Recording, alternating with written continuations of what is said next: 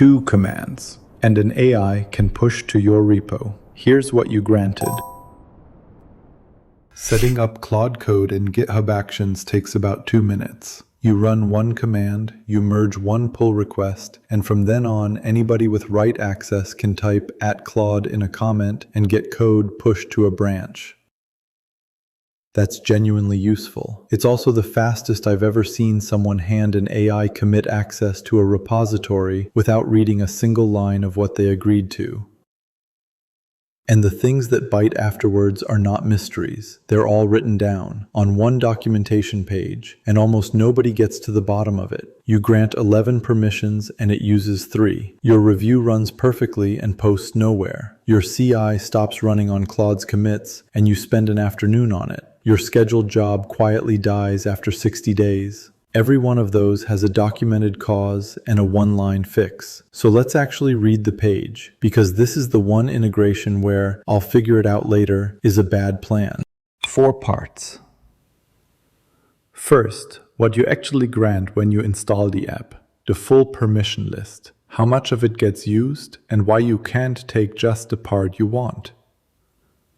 Second, the 2 modes, which are decided by exactly one field in your workflow file, and the 2 checks on who's allowed to trigger a run at all. Third, the workflow file itself, line by line, including the one line that stops your CI from running, and the one that decides whether your code review is ever seen by a human. And fourth, the traps at the edges, scheduled runs, forks, and how to wire this up without storing a long-lived secret anywhere. All of it from Anthropic's own docs, read today. Start with what you hand over. When you install the Claude GitHub app, you grant a fixed set of permissions. I counted the table on the docs page today, 11 of them, and 8 are read and write. Actions, read and write. Checks, read and write. Contents, that's your files, read and write. Discussions, read and write. Issues, read and write. Members, read. Metadata, read. Pull requests, read and write. Repository hooks, read and write. Statuses, read. And workflows, read and write. Workflows read and write is worth sitting with for a second. That's permission to modify the files that define your CI. Now, the docs are completely upfront that most of this isn't for this feature. Quote, "The Claude Code GitHub action relies on 3 of the app's permissions. Contents, so it can modify files. Issues, so it can respond to issues. And pull requests, so it can create PRs and push changes. 3 out of 11. The rest are there because that one app is shared by every Claude feature that touches GitHub. The action, code review, and web autofix all sit behind it." So the obvious question, can you grant just those 3? Not with the official app. Quote, "When you install the app, you accept its full permission set. GitHub doesn't let you accept a subset. That's a GitHub constraint, not an Anthropic one. A GitHub app has a single permission set covering all of its features. But there is a documented way out, and if you're in an organization with a security review, this is the paragraph you want. Quote, "If your organization requires only the permissions the Claude Code GitHub action uses, create a custom GitHub app with contents, issues, and pull requests instead." The trade is stated plainly too. A custom app covers only the action. Code review and web autofix still need the official one. One more thing worth knowing, because it happens quietly. The permission set can grow. Quote, "When the app requests a permission it didn't have before, GitHub prompts the account owner to approve it, and the installation keeps its old permissions until they do. So it can't expand behind your back, but it does mean the list you approved on day 1 isn't necessarily the list forever. Somebody has to say yes." Right, into the workflow file. The action runs in one of two modes, and here's the part that surprises people. You don't choose it with a mode setting. It's inferred from whether one field is present. If your workflow provides no prompt input, you're in interactive mode. Claude waits for a trigger phrase, at Claude by default, in a comment, a review, or the body or title of a newly opened issue, and then responds to that request. Progress shows up as a comment on the issue, or PR. If your workflow does provide a prompt input, you're in automation mode. Claude runs without waiting for anyone to mention it, on whatever event you wired up, and by default, the results land in the workflow run log, not in a comment. So one field, present or absent, flips this between an assistant that answers when called and a job that runs on its own. If you've ever added a prompt to test something and wondered why @Claude stopped responding, that's why. You changed modes. And the trigger phrase is matched strictly. The troubleshooting section says it outright. Confirm the comment contains @Claude as a complete word, not /Claude, not @ClaudeBot. You can change it with the trigger phrase input, but it has to match exactly.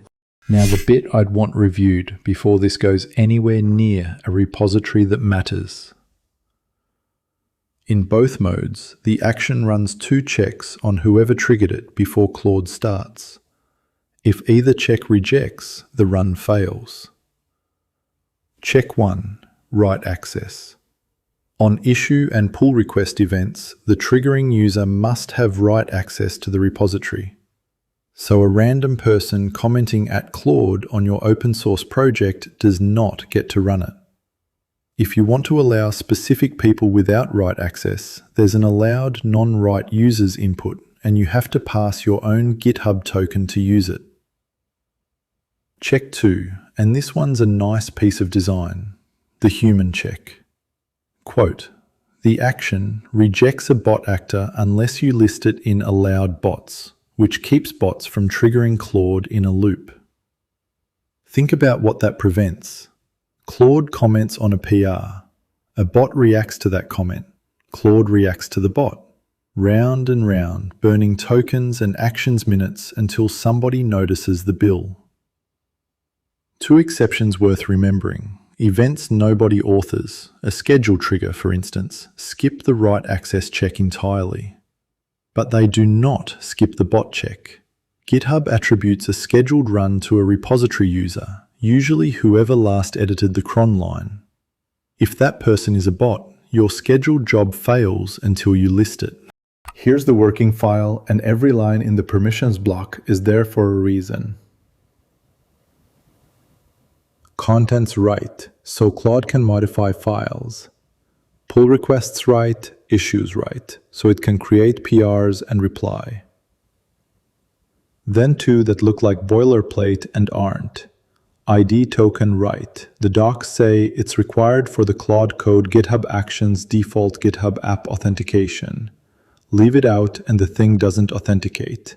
And actions read. Quote, it lets Claude read CI results on PRs. Leave that one out and Claude is reviewing your pull request completely blind to whether the tests passed. Then there's the checkout step, which gives Claude a local copy of the repository to work in, and an if condition on the job that keeps runners from even starting on comments that don't mention @Claude. That if line is pure cost control. The action checks the trigger phrase itself anyway. The if just stops you paying for a runner to boot up and immediately decide there's nothing to do. This next one is the single most confusing failure in the whole setup, and it looks like your CI is broken. Claude pushes a commit. Your tests don't run. Nothing errors. No red X. The workflows simply don't fire. The cause is a GitHub rule that has nothing to do with Claude. Quote, GitHub doesn't trigger workflows on commits made with the default GitHub thon. That's deliberate on GitHub's part. It's how they stop a workflow from triggering itself forever. But it means if you helpfully passed GitHub token secrets.github token into the action, every commit Claude makes is now invisible to your CI. And the fix is to delete a line. Quote, remove it so it authenticates as the Claude GitHub app, or pass a custom app token instead. That's it. The thing you added to make it work is the thing breaking it, which is exactly the kind of bug you'll spend an afternoon on if you don't know it exists, and fix in 4 seconds if you do. Same shape of problem, different feature. You wire up automated code review, the workflow runs, it's green, and there's no review on the pull request. Nothing is broken. Automation mode puts results in the workflow run log by default, and the review only reaches the PR if you ask it to. Quote, -- comment, Claude posts its review on the pull request. Without it, Claude posts nothing, and you read the findings in the workflow run log. So a review that nobody ever sees is the default. That's a reasonable default. It's the safe one, but it's not the one most people think they're getting. And there's a second line you need, which is genuinely counterintuitive. The skill that does the review already declares the tool it needs in its own allowed tools front matter. You still have to name that same tool again in Claude args. Quote, the action starts the MCP server that posts inline comments only when -- allowed tools in Claude args names it. Declared twice, in 2 places, because one of them decides whether the server even boots. Worth knowing what it skips too, so silence doesn't read as failure. Drafts, closed pull requests, ones it judges trivial or automated, and any PR that already has a comment from Claude. 3 edge cases, quickly, all of them things you'd discover the hard way. 1. Scheduled runs. GitHub runs scheduled workflows only from the default branch, so testing a cron change on a branch does nothing at all. And in public repositories, quote, GitHub disables the schedule after 60 days without repository activity.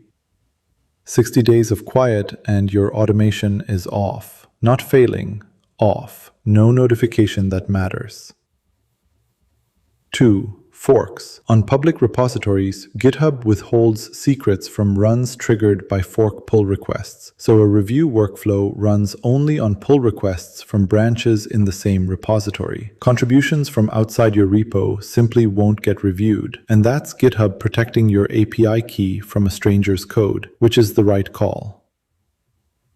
3. Tools in automation mode. If your prompt is plain text, quote, Claude has no shell or GitHub API access until you grant the tools the prompt needs. It starts with nothing. You grant them through allowed tools in Claude args or a permissions allow rule in the settings input. Unless you invoke a skill, in which case the skill's own allowed tools front matter brings its grants with it, which ties straight back to how skills work locally. Last piece, credentials, and how not to keep one lying around. The basic setup stores a repository secret, either an Anthropic API key or a Claude Code OAuth token generated with Claude Setup token, which bills against your subscription instead of the API. For a whole organization, the docs give a specific warning that's easy to trip over. An OAuth token is tied to the subscription of the person who ran setup token. So if that's shared across 50 repositories and that person leaves, everything stops. For a shared secret, use an API key. But the better answer is to store no long-lived secret at all. There's workload identity federation. The action exchanges the workflow's GitHub OpenID Connect token for Claude API access through a console service account. You set a federation rule ID, your organization ID, and optionally a service account and workspace ID. Nothing static ever sits in your repository. Same option exists for the cloud providers. Bedrock, Google's agent platform, Microsoft Foundry, where, quote, you authenticate through OIDC identity federation instead of a Claude API key, so you store no static cloud credentials in your repository. And one detail for when you tear it all down, because this catches people. Deleting the secret does not revoke the credential. Quote, if you delete a secret, the credential it held stays valid. To retire an API key entirely, also delete the key in the Claude console. Removing it from GitHub just removes GitHub's copy. The key still works for anyone who has it. So, The checklist, before you point this at anything important. 1. You grant 11 permissions. It uses 3. If that's a problem where you work, build a custom app with contents, issues, and pull requests. 2. A prompt field in your workflow is a mode switch, not an option. With it, @Claude stops being the trigger. 3. Triggers are gated on write access and on not being a bot. Scheduled runs skip the first check but not the second. 4. If your CI stops running on Claude's commits, delete the GitHub token line. That's the whole fix.